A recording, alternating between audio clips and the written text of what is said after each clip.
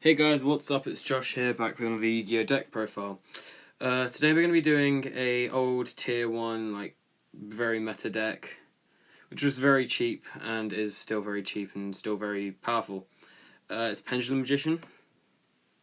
It's gone through different iterations, from an FTK just to a standard powerful deck, and since the FTK no longer works, I'm just doing a straight up Pendulum Magician deck. Let's get straight into it, starting off with your best card, 3 Harmonizing. This card says when its Pendulum summoned, you can special summon a Magician monster from your deck in defense position, but it's banished when it leaves the field, making it great for Xyz plays into rank 4s. Also, it can't be special summoned from the extra deck, and only is able to be used in a summon with Magicians, but that's an irrelevant kind of drawback. Then the best Magician still, 3 Wisdom Eye. This card's so good it pops itself in a scale to set a Magician Pendulum monster from your deck in the scale, so it dodges Ash, which is really good. Then you play your low scale of choice, one of your low scales, Puff Poison. This card, it can target a dark spellcaster you control when it's attacking, boost it by 1200, and then destroy itself. And it has a great synergy with this because when it destroys itself, when it's destroyed by battle card effect, you pop a card in the field. Those are all the Magicians you play 3 of. You also play 2 Black Fang. It's your high scale. He's your other high scale. He can revive a dark spellcaster when destroyed by battle card effect.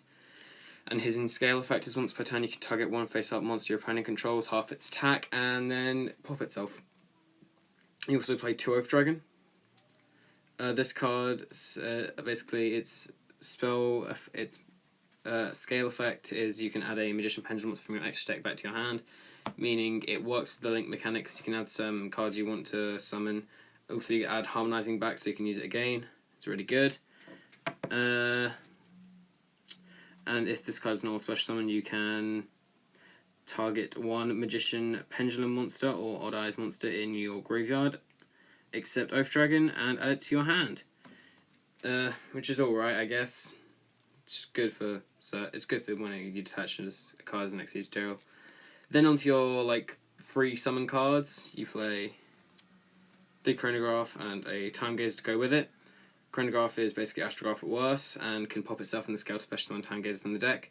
And when a card is destroyed on field, a card you control is destroyed by battle card effect, you can special summon this and 1 more monster from your hand. You also play 3 Curtain Raiser. This card is a literal free summon. If you have no monsters on the field, it's a once per duel effect. When it's in scale, you can summon it if you control no monsters.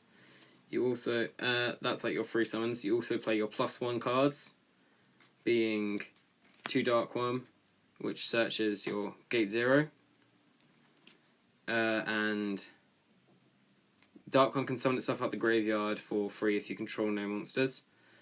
You also play a Magispector engine, being 3 Bombuku, which on summon searches the Magispector, which is Nekomata, which then on end phase searches another Bombuku, meaning it's a +2. Those are all the monsters you play. As you can tell, it's quite a monster heavy deck. You then, for the spells, you play 3 Wavering Eyes, since it pops your scales, triggering their effects as well as searching your cards. You play 2 Dragon Shrine, 2 Dark Worm for a free summon. Play 2 Desires just for simple consistency boosting, and it's being the fact it's a +1. 3 Duelist Alliance to search out a lot of your cards, which the targets for Duelist Alliance are 1 Pendulum Call. Even though it's a really good card, you only play 1 because it counteracts with the whole idea of popping your scales. And your other targets are Star Pendulum Graph and Time Pendulum Graph. Star Pendulum Graph is another searcher, and Time Pendulum Graph is really good for popping, and it's the best trap card for this deck. If you want to change up the variant, you can replace the Magispectors with 2 Perform Power Pendulum Sorcerer, a Lizard Draw, and a Guitar Tool. I might replace this in the future due to the fact it doesn't get you as much advantage. But that's really it for the main deck. For the extra, you play 3 Electrum. Because it's Electrum, it's the best pendulum, it's best link monster for pendulums there is. Gaia Saber for the 2 sideward arrows with being made with 2 Electrums, if you can make all 3 of them. Zephyr Metaltron for when you can only make 2 Electrums, and it has 3 downwards arrows, leaving you 5 zones. Basically 3 zones for 2 monsters in the hand and 1 and 3 from the extra. For the Synchros you play Omega, because it's Omega, and Supreme King Dragon Clearwing, because it's basically a Lightning Vortex on summon. You can play Scarlight or another Omega if you want. For the XCs you play 1 Naruto, it's spell and trap removal. 2 star, it's a really good card. It basically says you can XC summon this. It must be XC summoned with the above materials, which are 2 level 4 Magician Pendulum monsters, harmonizing, and you can detach material and search 1 Dark Spellcaster. The targets for all it basically searches your entire Magician lineup, bar Oath Dragon and Wisdom Eye, as well as searching your chronographs. And also, basically, it says once per turn, if a pendulum monster will be destroyed in your pendulum's scale or field, you can send a pendulum monster from your deck to the graveyard. You also play Abyss Dweller to stop graveyard effects. You play Plan B for a last resort, and if you really can't do anything. Tornado Dragon for more generic spell and trap removal. Supreme King Dragon Dark Rebellion. If you don't know what this does, it's a wall of text.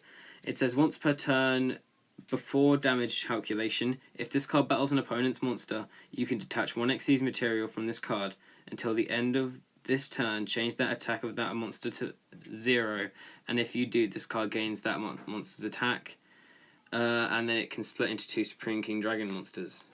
So technically, you could just basically split it into 2 Dark Worms. It's great. It's very fun. And then Totem Bird, which is basically more spell and trap removal, being maybe the Magispectors. If I had to, if I cut the Magispectors, the cards that would be cut would be the Totem Bird and this. No, not this. The Totem Bird and the... Ooh. The Totem Bird and the Tornado Dragon for a Utopia and Utopia the Lightning. That's really my entire deck profile. The deck itself hasn't actually changed much from the ban list. And the reason I decided to actually make this deck is because I do play Pendulums, I play Metal Foes quite a bit. But I was thinking, Metal Foes are a relatively fair deck, why not go for a better, more powerful, more consistent deck? So I decided to make this. If you don't have access to certain, probably the most expensive card currently in my deck is the Omega, which is sitting at about £8, and the Electromite, which is also sitting at about £8 due to the fact it's getting a reprint in the Megatins very soon. The rest of the deck is actually very cheap. Harmonizing and Pals are all like £1. Oath Dragon, I have no idea how much it is. I got basically the entire core for a tenner, which involved 3 Harmonizing, 3 Purple Poison, 2 Black Fang, 2 Oath, both Pendulum Graphs, with most of the with both Supreme King extra deck monsters for a tenner, which is very good. So I had to spend very little money on this deck because I packed the Electromite and I traded for the Omega. So the deck itself is very cheap, it's very powerful. I can do a combo video later if you would like. Leave a like and comment if you want that. And I'll see you in the next video. Bye!